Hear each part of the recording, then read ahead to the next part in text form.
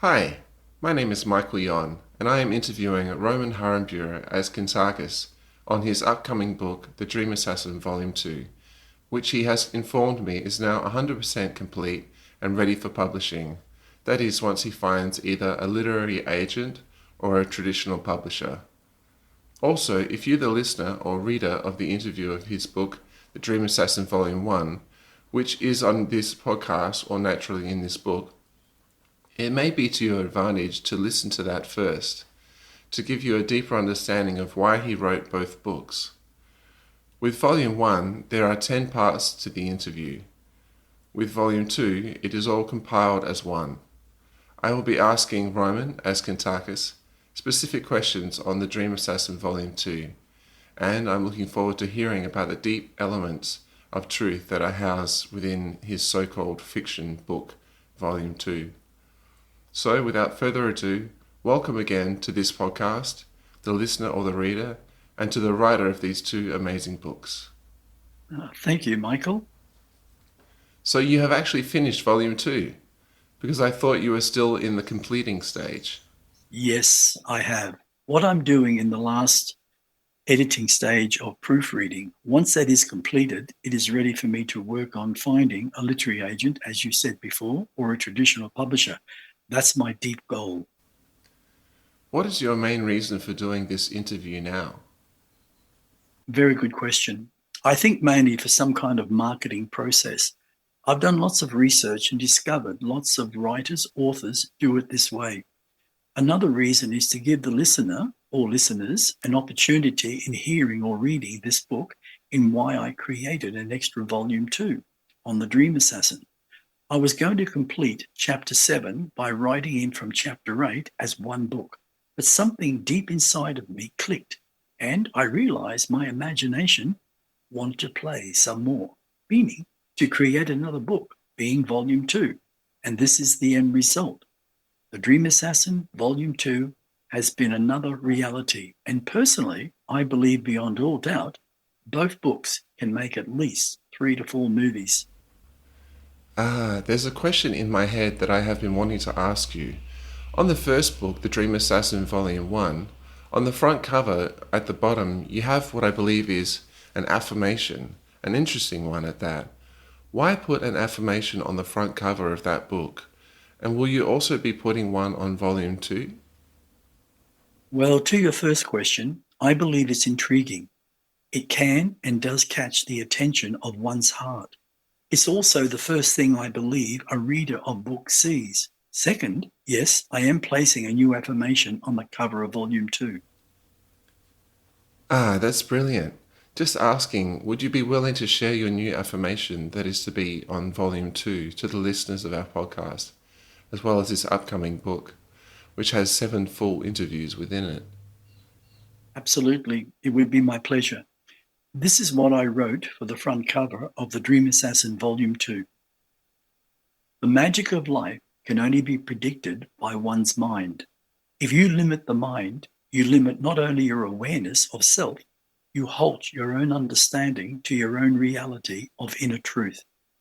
That you are ageless, timeless, endless, and limitless in all things. You, the individual, are in reality living consciousness on a journey of self-discovery. When are we each going to wake up from the dream, the prison that we each have put ourselves within? Wow, that's intriguing. Thank you for sharing that. You have always stated how powerful words are, especially when they are expressed from one's heart. Okay, moving on. My question is, in The Dream Assassin Volume 1, in the last chapter, 7, I know we have already discussed this. Chapter 7 sort of ends on a cliffhanger, and you have written the second half of the chapter 7 to chapter 8 in volume 2. Is chapter 8 dedicated solely for the big climax, with the alien reptilians called the Zerazines and their supreme leader Zayakit? Yes, chapter 8 is totally dedicated to the alien reptilians called the Zerazines with their leader Zayakit. And to me, it is a massive chapter 8 with lots of magic created by Mystical Man in stopping the Zerazines from taking over planet Earth and wiping out all of humanity. So, in Chapter 8 of The Dream Assassin Volume 2, would I be right in saying that it is based mainly on science fiction, some fantasy, with maybe lots of action, even some drama? Or is there something deeper, even darker, in Chapter 8? Yes, in what you said above is pretty close. The part you stated above, is it deeper or darker? Well, it's not that it's deeper or darker, it's created from a point of view as total magic manifested by a mystical man to enhance the total experience that an audience or the reader of the book or even the movie when it's created. It's all about entertainment and yes, lots of deep knowledge for the individual to learn from. I created it with a storyline and description, as well as all the dialogue for each of the characters within Volume 1 and Volume 2. I even typed the dialogue in bold, so it's separate from the storyline as well as the description. I have to admit, I wrote both of these books, so it has a better chance of going from book to film. So that is my vision, my total goal, my ultimate plan. Wow, okay. Is it possible to give a description of the introduction to The Dream Assassin Volume 2? Then this may sound like a strange question.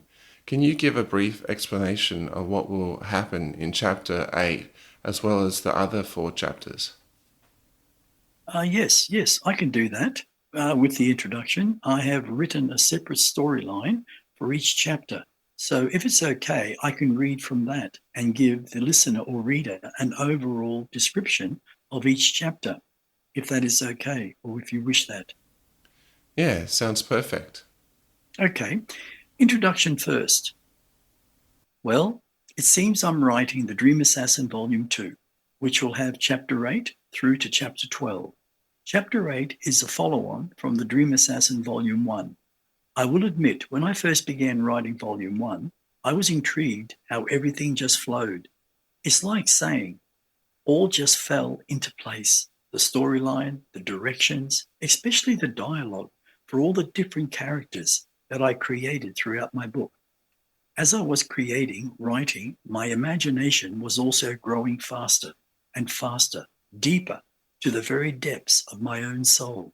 It's like I was living every character within my book. Many of you who are now reading Volume 2 would most likely have read Volume 1 and maybe also experienced the real reality of becoming part of the characters or even one particular character that touched the essence of your own imagination.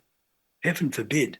Yet, I have been told by many who have read the Volume 1 how fascinated, how engrossed they became when it came to the magic, the supernatural, the action, the drama, science fiction, especially being a thriller. I wanted to put it all into the boiling pot to see what the outcome would be. And when you live an experience, the outcome hit can be negative or positive. But in my heart, it was a complete positive journey in writing The Dream Assassin Volume 1. And when it becomes a movie or two, that's when the reader, will be inspired, metaphysically, even mesmerized, intrigued. It may be even a little shocked by the wonderment of the magic I created, manifested within the pages of my book, then to the witness of the magnificence of how life is when you see it live on the big screen. From the very moment within my self-realization, I was amazed to experience personally what I have created in my book, which I experienced the wonderment over several years within my own dream state. Then to formulate it through my imagination as a book has been a profound pinnacle experience in my own life. And here I am again, creating, writing, even using the word manifesting, The Dream Assassin Volume 2. Since I began my journey as a writer, so many people that I have spoken to have asked me how I write a novel with so many pages, with so many characters. Well, my answer is mostly always the same. It goes like this. I use my imagination, the greatest gift that we as humans have within us all. Then they say they have a lousy imagination or they don't have one. My answer to that, if you keep saying that, then you will never experience your greatest gift, because every human on this planet has the gift of imagination. We need to change our beliefs, our conditioning from being negative to being positive, simply by saying, I have a fantastic imagination. Say it at least 10 to 20 times per day with meaning from your heart, because thoughts eventually become reality, your reality. This planet Earth was manifested through thoughts. And yes, it took several billion years to incubate into manifesting from living energy, being called the formless substance. That all of life, no matter what form it is, was created from pure living energy.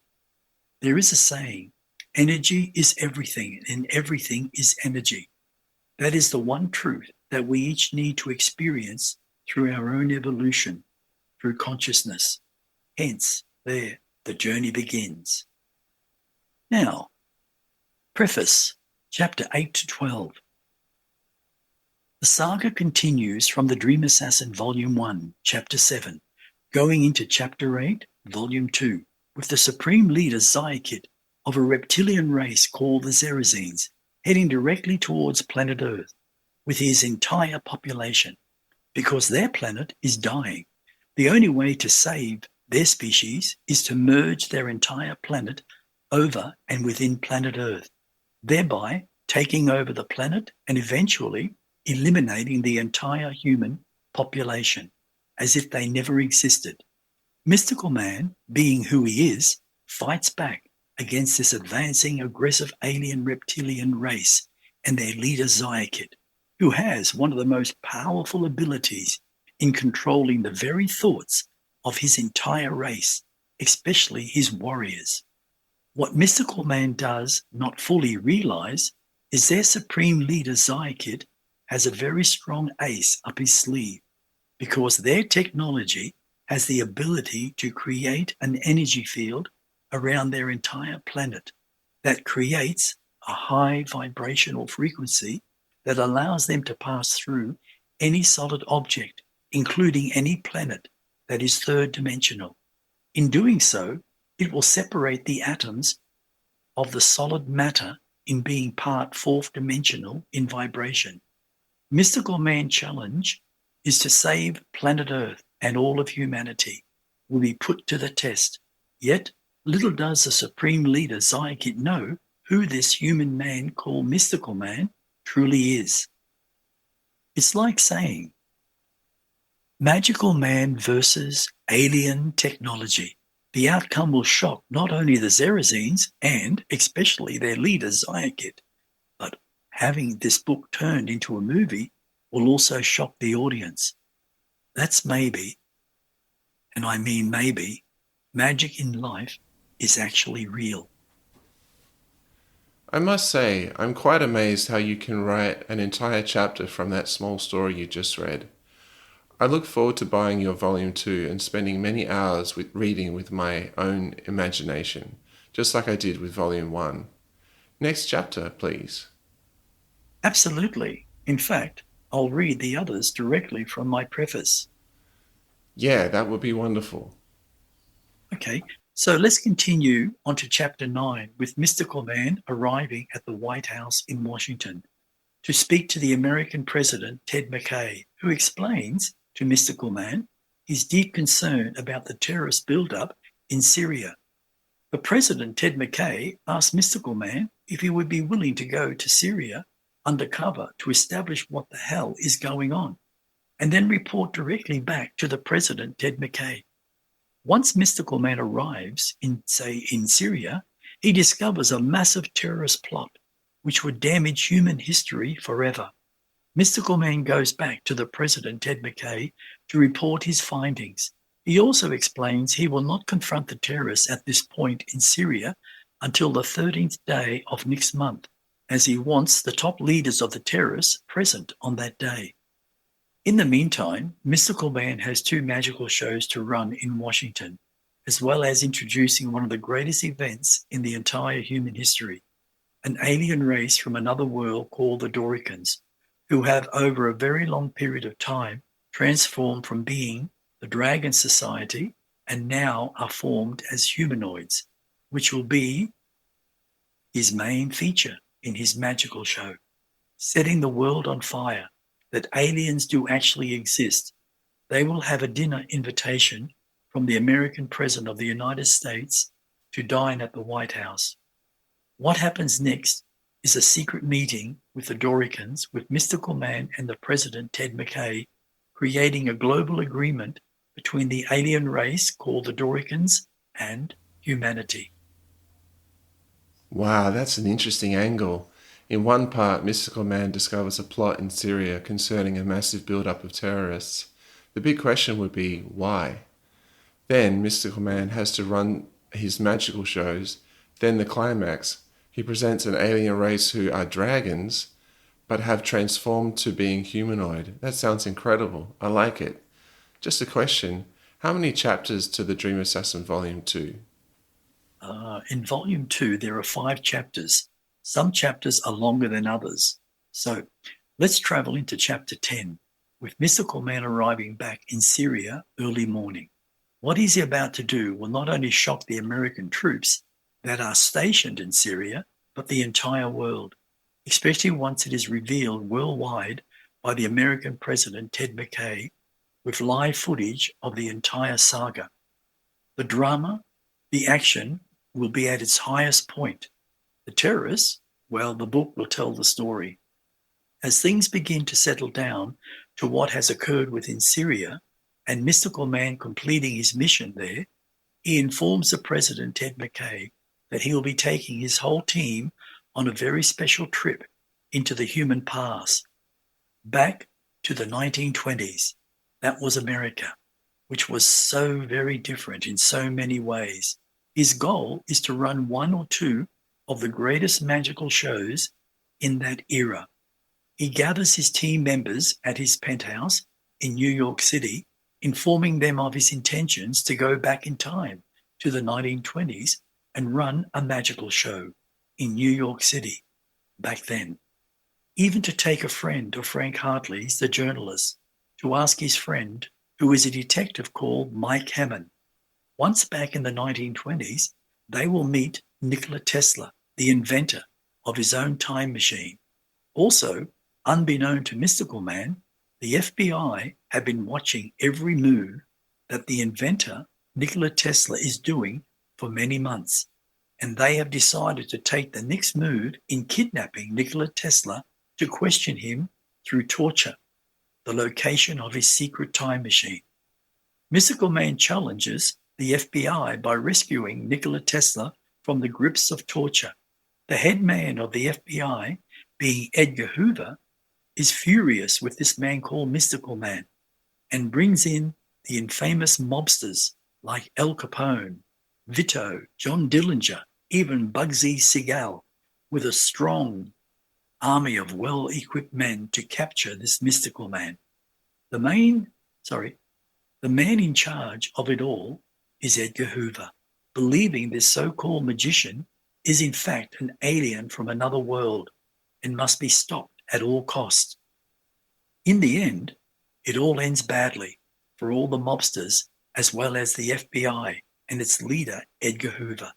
The show must go on, and it does, with Mystical Man and his amazing professional team, including the inventor, Nikola Tesla, who runs one of the greatest magical shows that the people of New York City have ever experienced in the 1920s, the real essence of magic.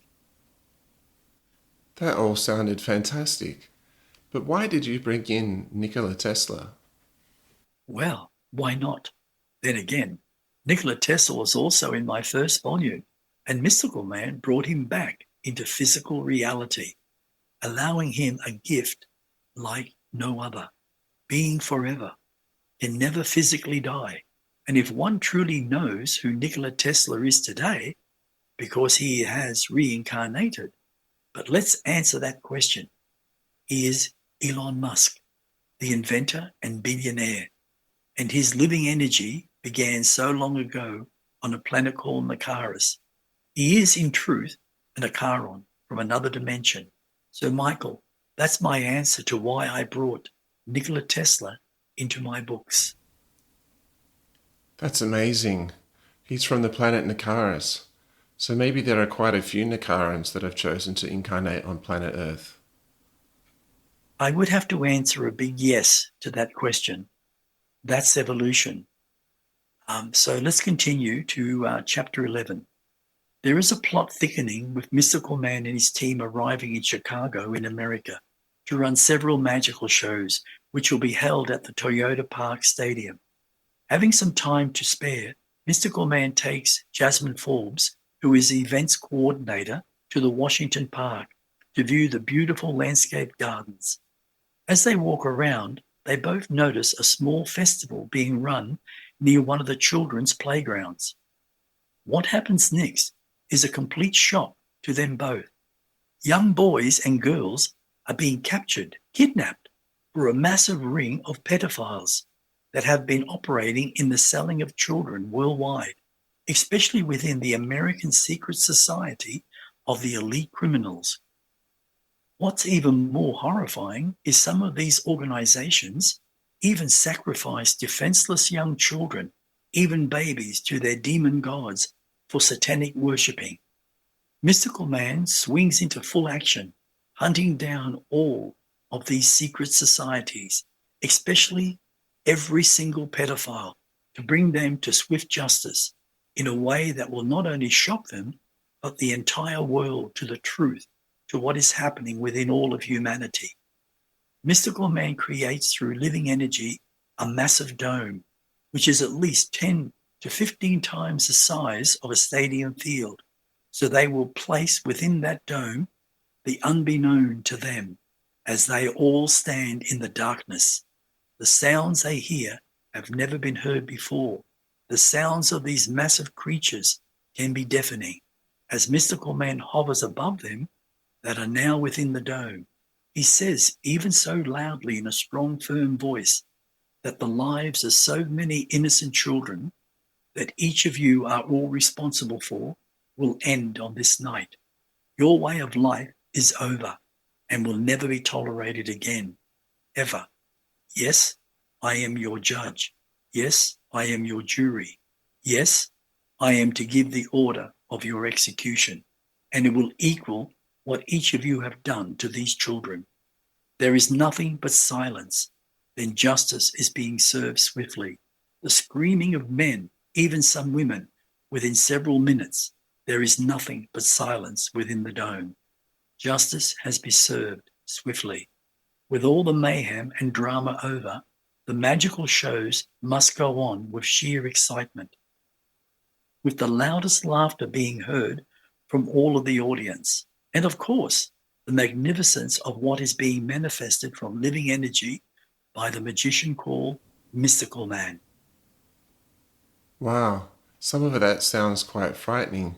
Is there a reason you chose chapter 11 to have so many lives ending in such a manner in the dome? Absolutely, Michael. First, one has to open their mind to the true reality of inner truth, to see without any form of judgment to the outer illusion in what we as a species called humans have created from our own personal, self-created fears over the last 928,000 years of human society. If we as a human species can kill, murder, slaughter billions of animals each human year, as well as murder our own kind called human, from all wars which have been created by the elite criminals through most governments, religions, as well as raping not just women, but children, boys and girls, mainly through wartime, then it shows we as a species called human do not relate to unconditional love. We only come from our own fears of conditioning and genetic transfer from parent to child. And the sickness goes on from generation to generation. We only understand conditional love, which is in fact an illusion, 100%.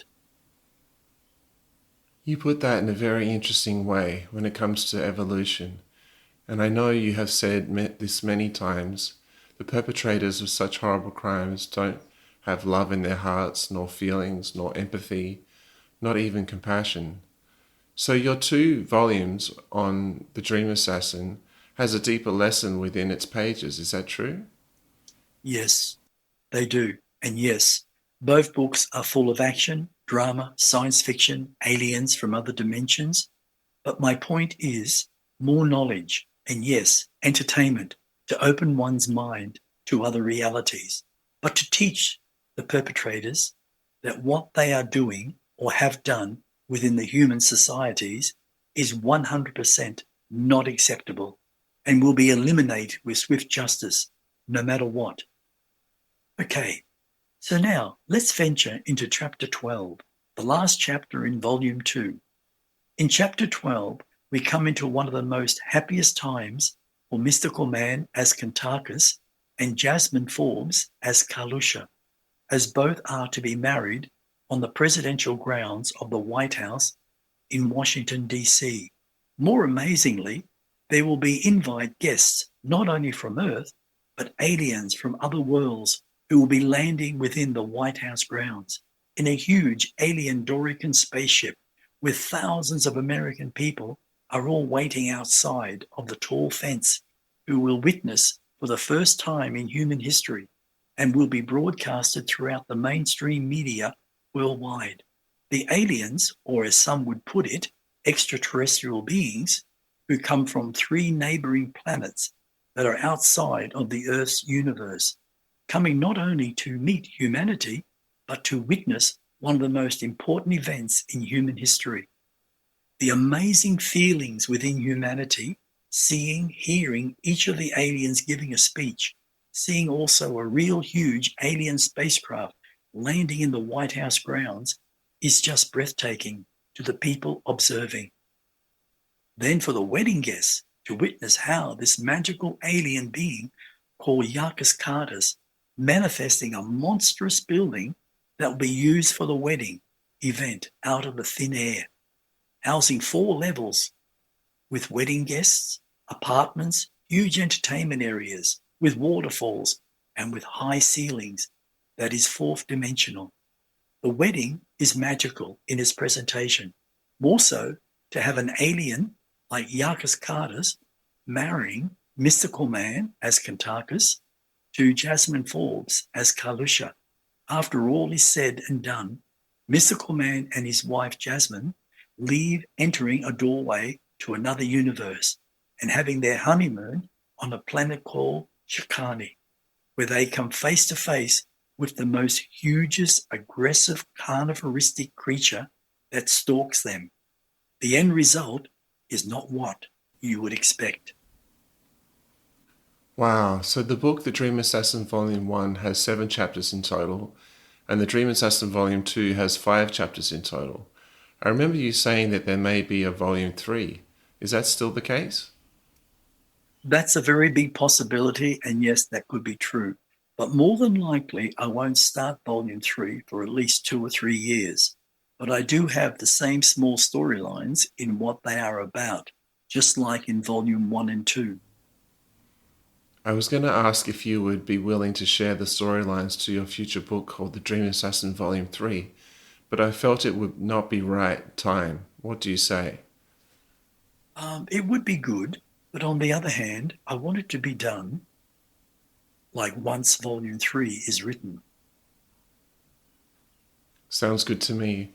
Well, thank you in giving this interview on your new book, The Dream Assassin Volume 2, especially the small storylines on the 5 chapters that will be within that book of yours. Looking forward to it being published and looking forward to buying a copy to indulge my imagination, which you have stated many times in being humanity's greatest gift. This concludes the interview on author Roman Harambura as Kuntarkis.